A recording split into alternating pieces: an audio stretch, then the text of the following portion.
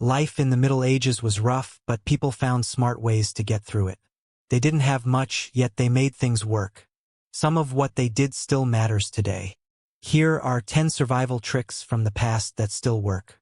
Long before matchsticks existed, medieval people mastered creating fire with simple tools. The combination of flint and steel was the reliable pocket lighter of the Middle Ages. And this ancient method still works when modern technology fails. Flint might look like an ordinary rock, but this humble stone was literally the spark that kept civilization going. When struck against high-carbon steel, the flint would shave off tiny bits of steel that instantly burned in the air, creating life-saving sparks. You could say medieval people knew how to light up social gatherings thousands of years before electricity was invented. Those sparks needed something to catch and grow. Enter charcloth. Made by burning fabric without much air, this blackened material would catch even the tiniest spark. Medieval people carried their fire-starting kit in small boxes made of wood, horn, or metal. These fire boxes were so valuable that dropping one would cause more panic than a teenager losing their cell phone at a concert. Once the charcloth caught a spark, it was moved to tinder, usually dried grasses, fungus, or fluffy plant seeds. Starting a fire back then took so much skill that it would be like today's most complicated video game, except the loading screen could last several frustrating minutes. A gentle breath would turn this smoldering nest into flames. What's amazing is how reliable this method was, even in terrible weather. Excavations of medieval battlefields have found fireboxes clutched in the hands of fallen soldiers, showing how precious this tool was. Unlike modern lighters that run out of fuel at the worst moment, medieval fire starting worked as long as you had the skills. Once medieval people mastered fire, they focused on another crucial survival challenge: how to make their hard-earned food last through harsh seasons and unpredictable times. When refrigerators were still thousands of years away from being invented, medieval people needed reliable ways to keep their meat from spoiling. Salt preservation was their go-to method, and it remains effective even in our modern world of electricity and convenience appliances. The science behind salt preservation is beautifully simple. When meat is packed with salt, the salt draws moisture out through a process called osmosis. Without moisture, harmful bacteria cannot grow and multiply, which means the meat stays edible for much longer periods. Medieval butchers were essentially the first food scientists, although their lab coats were probably a lot more blood-stained. Did you know that salt was so valuable in medieval times that it was sometimes used as currency? The word salary actually comes from the Latin word salarium, which referred to money given to Roman soldiers specifically to buy salt. Towns with access to salt mines or sea salt production became wealthy trading centers, while those without salt sources had to trade valuable goods just to get this essential preservative. The preservation process required considerable skill. First, the meat was cut into manageable pieces, removing as much fat as possible since fat was more likely to become rancid. Then came the salting. Not just a light sprinkle, but a thorough coating that completely covered every surface. The salted meat was then packed tightly into barrels or crocks, often with additional layers of salt between each layer of meat. For even longer preservation, the salting process was sometimes combined with smoking or air drying. These multi-step methods created products that could last for several months or even a year without refrigeration. Sailors on long voyages relied heavily on salt-preserved meats during journeys that might last many months. Today, we still use salt preservation for making delicious foods like bacon, prosciutto, jerky, and salt pork. Modern food manufacturers might use fancy equipment and call it curing, but they're really just copying homework from medieval preservationists who figured it out centuries ago. The knowledge of salt preservation saved countless lives during harsh winters when hunting was difficult and harvested foods ran low. While fire gave medieval people warmth and cooking ability, salt gave them security against hunger during lean times. But sometimes even the best preserved food would run out, forcing people to look elsewhere for sustenance. Foraging wasn't just a desperation move. It was a routine part of medieval life. Every season offered different wild edibles that added crucial nutrition and variety to diets. Historians estimate that in some regions, forage plants made up nearly a third of a peasant family's diet during spring and summer months. The knowledge of which plants were safe to eat was considered essential wisdom, passed down through families rather than written guides. The humble dandelion was perhaps the most versatile foraged plant. Despite being considered a lawn nuisance today, every part of this common plant is edible. Medieval people ate the leaves in spring salads, roasted the roots as a coffee-like drink, and even made wine from the bright yellow flowers. They were the original zero-waste food movement. While modern homeowners spend millions trying to eradicate what medieval folks would have considered a free grocery delivery, stinging nettles were another foraging favorite, despite their painful sting when touched with bare hands. Once boiled, the sting disappears and the leaves become a nutritious green vegetable high in iron and vitamins. Getting stung while collecting nettles was medieval Europe's version of the hot pepper challenge. Painful but worth it for the food. Wild fruits and berries provided rare sweetness in a world without sugar. Blackberries, elderberries, and wild strawberries were eagerly collected during summer months. Unlike modern grocery store varieties bred for size and shipping durability, these wild berries were smaller but packed with intense flavor and higher nutrients. Some forage plants serve dual purposes as both food and medicine. Chickweed helped treat minor wounds while also providing a tender salad green. Plantain leaves could be applied to insect stings or eaten as a nutritious vegetable. Young pine shoots could be chewed for vitamin C to prevent scurvy during winter months when fresh greens were unavailable. When medieval peasants foraged, they weren't just gathering food. They were practicing an advanced system of botanical knowledge that ensured survival during famines. While their preserved meat kept them going through winter, it was often these foraged plants that prevented the nutritional deficiencies that might otherwise have been common. After gathering these wild edibles, people needed efficient ways to cook them, which led to developing technologies that could transform simple ingredients into nourishing meals without modern kitchen conveniences. Enter the clay and earth oven, a brilliant cooking technology that required no electricity, gas, or manufactured parts. These simple yet effective ovens were built using materials anyone could find right outside their door. Clay ovens were constructed from a mixture of mud, straw, and clay shaped into a dome-like structure with a single opening in the front. The construction process started with making a mound of sand in the desired shape, then layering the clay mixture over it. Once the clay hardened slightly, the sand would be scooped out, leaving the hollow oven chamber. The thermal properties of these ovens made them incredibly efficient. The thick clay walls absorbed heat from a fire built inside, then slowly released that heat over several hours. This meant medieval bakers could fire up the oven with wood until it reached peak temperature, sweep out the coals and ashes, and then bake multiple batches of bread without additional fuel. These ovens were the original slow cooker appliance, except you didn't need to read a 50-page instruction manual or deal with confusing digital settings to make them work. These earth ovens weren't just for bread. They could cook entire meals from stews to roasts and even preserve fruits by drying them slowly in the residual heat. Many families would designate one day a week as baking day when the oven would be fired to its highest temperature. First, they would bake bread, then pies or pastries as the oven cooled slightly, followed by slow roasting meats or beans. The design varied across different regions. In Northern Europe, ovens were often built into the side of the home's central hearth. Mediterranean versions were frequently standalone structures in courtyards or community areas. In some villages, families would share a larger community oven, bringing their dough to be baked on assigned days. Medieval people had no takeout delivery apps when hunger struck, but their clay ovens kept hot meals flowing with remarkable reliability. No delivery fees or awkward tipping required. Today, artisanal bakers and pizza enthusiasts around the world are rediscovering these ancient ovens, building modern versions called cob ovens for the distinct flavor and even heating they provide. The centuries-old technology produces results that modern electric ovens still struggle to match. While these ovens help medieval people cook their food effectively, they still needed ways to keep fresh food from spoiling too quickly between harvests. Could you imagine keeping your food fresh for months without a refrigerator? Medieval people mastered this challenge with root cellars, underground storage spaces that used the earth's natural cooling properties to preserve food. Root cellars were typically dug into hillsides or built with stone walls and earthen floors. The brilliant design maintained temperatures between 45 to 55 degrees Fahrenheit year-round regardless of outside weather conditions.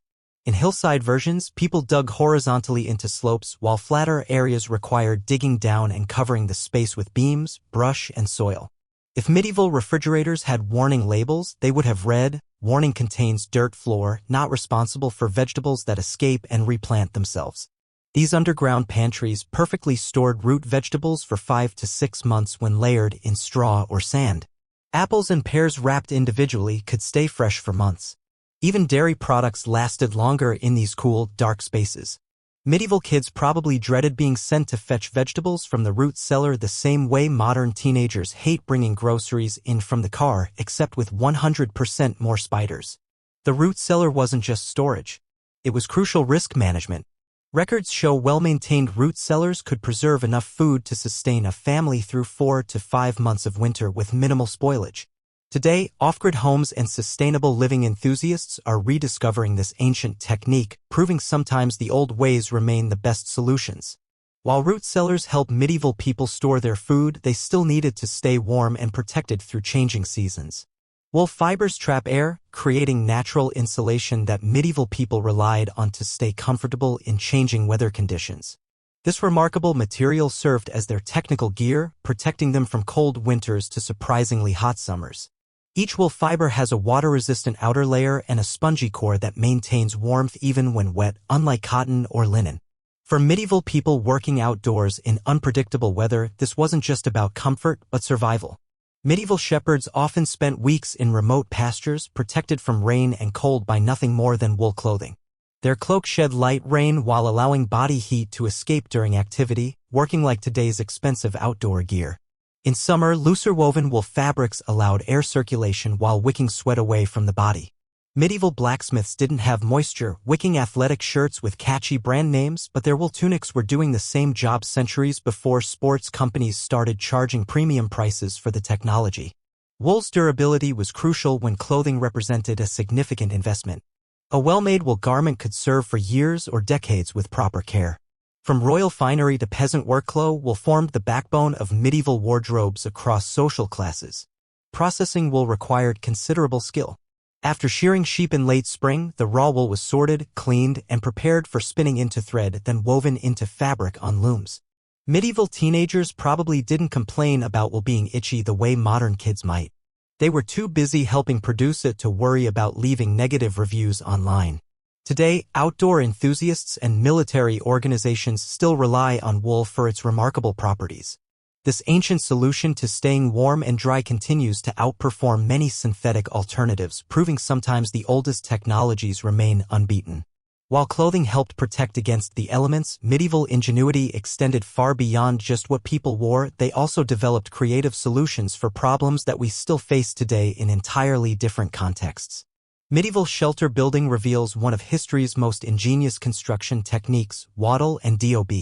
This building method allowed people to create sturdy walls for homes using nothing but materials they could gather from their immediate surroundings. The wattle part refers to a woven lattice of thin branches. Think of it as making a giant basket in the shape of a wall. Medieval builders would start by setting sturdy wooden posts into the ground to create a frame. Between these posts, they were flexible branches, usually hazel, willow, or oak saplings, horizontally through vertical sticks, creating a mesh-like structure that served as the skeleton of the wall.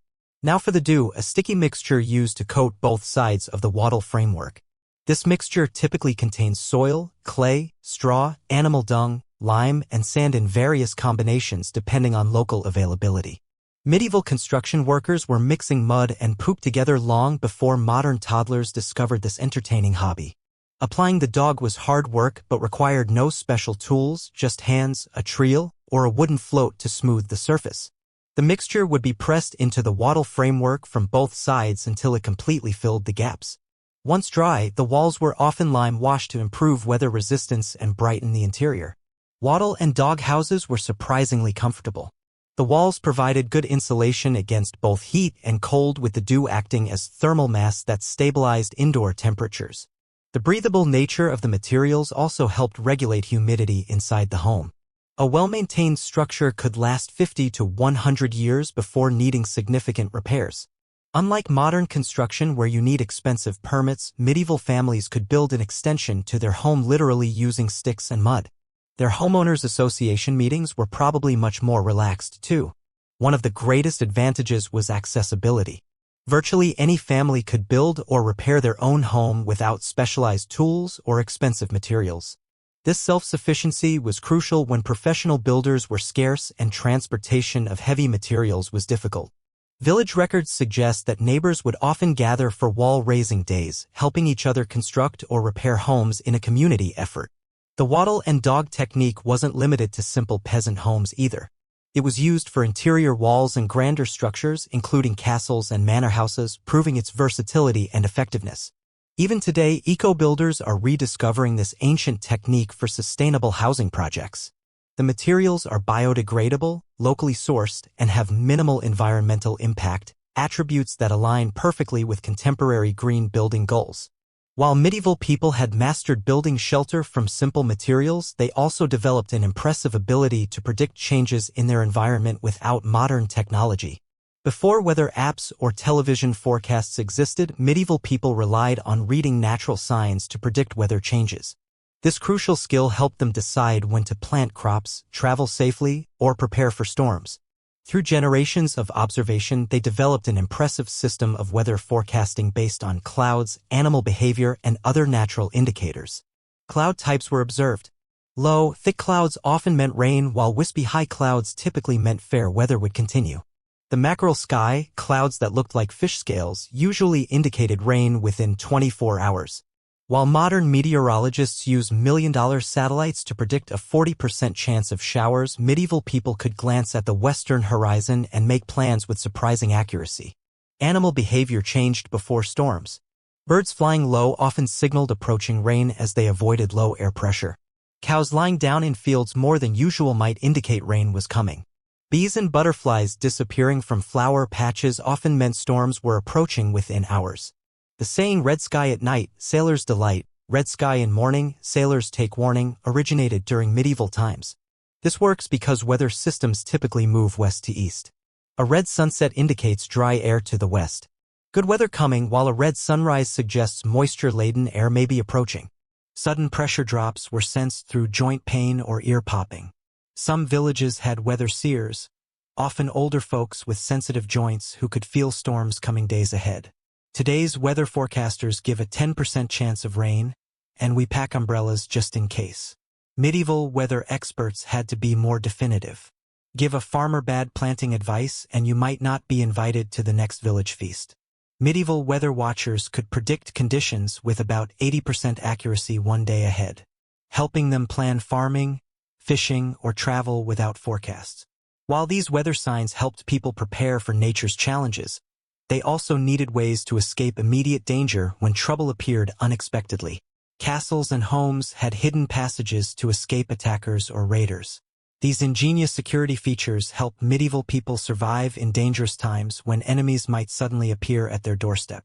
Castle designers created clever escape tunnels that connected to wells, forests, or nearby villages. Many tunnels extended over half a mile from the main structure, allowing castle inhabitants to flee unseen. Spiral staircases and towers almost always turned clockwise as you ascended to give right-handed defenders an advantage. But certain steps might hide secret passages to safety. Medieval lords spent more time planning escape routes than modern teenagers spent planning excuses for missing homework deadlines. Ordinary homes often had false walls hiding small spaces where valuables or people could be concealed. Some had cellars with trapdoors hidden under rugs or furniture. Churches built priest holes, cleverly disguised hiding spaces with ventilation systems for times of religious persecution. Even the construction materials were selected with secrecy in mind. Wooden panels might be engineered to look solid, but actually slide or rotate to reveal openings. Stone walls sometimes contained hollow sections accessed by removing a specific brick that looked identical to all the others. The level of craftsmanship was remarkable, with some hidden doors so perfectly fitted that they remained undiscovered for centuries until modern renovations revealed them.